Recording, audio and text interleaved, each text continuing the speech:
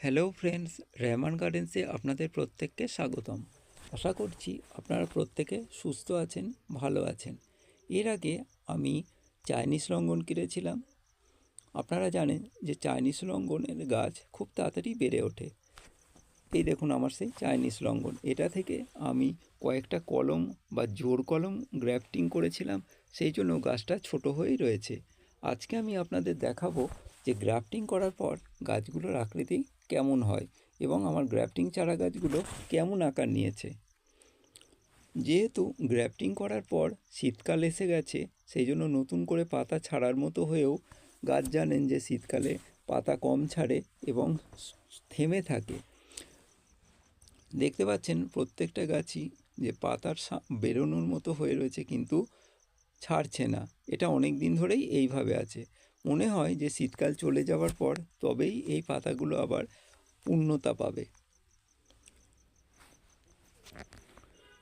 Chinese লঙ্ঘনের এটা হচ্ছে আমার মাদার গাছ, এবং আশেপাশে যে ছোট ছোট গাছগুলো আপনারা দেখছেন, এই যে এই একটা, এর থেকেই কলম করা। দেখতে পাচ্ছেন কত বড় গাছটা আমি জোর কলম করেছি, কত বড় ডালটাকে। এই বর্ষাতে আমার এই জোর কলমগুলো করা। এই আর একটা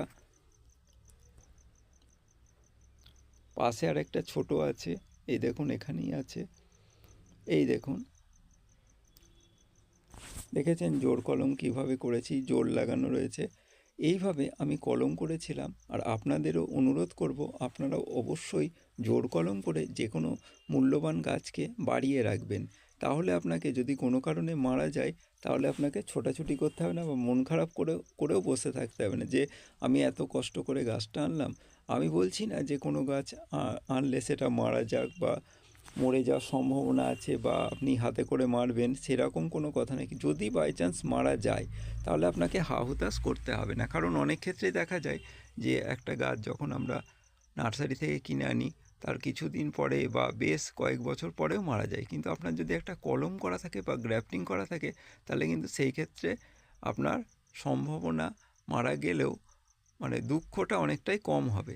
সেই জন্যই আমি গ্রাফটিং করি, আর এটা আমার করতে খুবই ভালো লাগে। আশা করছি যারা গাছপালা ভালোবাসেন তাদের নিশ্চয়ই গ্রাফটিং করতে ভালো লাগে। সেই জন্য আপনাকে কি করতে হবে, বীজের চারা আগে থেকে তৈরি করে রাখতে হবে জোর কলম করার জন্য। 6 মাস হলেই সেই গাছটা জোর কলম করার জন্য উপযুক্ত বা যথেষ্ট। চাইনিজ লঙ্ঘনের দামও যথেষ্ট, আপনারা জানেন। সেই জন্য আমি বলবো জোর কলম অবশ্যই করবেন। আর ভিডিওটা ভালো লাগলে অবশ্যই সাবস্ক্রাইব করে পাশে থাকবেন। প্রত্যেকের ভালোবাসা এবং ভালো থাকবেন।